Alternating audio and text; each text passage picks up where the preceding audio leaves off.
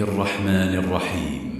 سبحان الذي أسرى بعبده ليلا من المسجد الحرام إلى المسجد الأقصى الذي باركنا حوله لنريه من آياتنا إنه هو السميع البصير.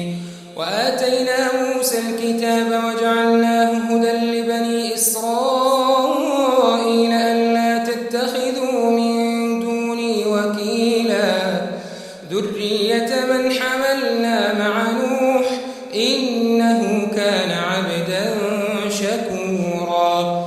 وقضينا إلى بني إسرائيل في الكتاب لتفسدن في الأرض مرتين ولتعلن علوا كبيرا فإذا جاء وعد أولاهما بعثنا عليكم عبادا لنا أولي بأس شديد فجاسوا خلال الديار وكان وعدا مفعولا. ثم رددنا لكم الكرة عليهم وأمددناكم بأموال وبنين وجعلناكم أكثر نفيرا.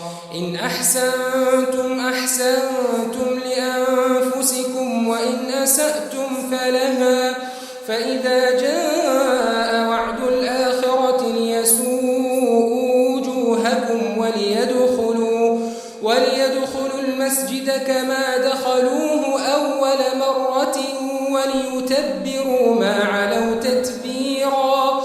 عسى ربكم أن يرحمكم وإن عدتم عدنا وجعلنا جهنم للكافرين حصيرا. إن هذا القرآن يهدي للتي هي أقوم ويبشر المؤمنين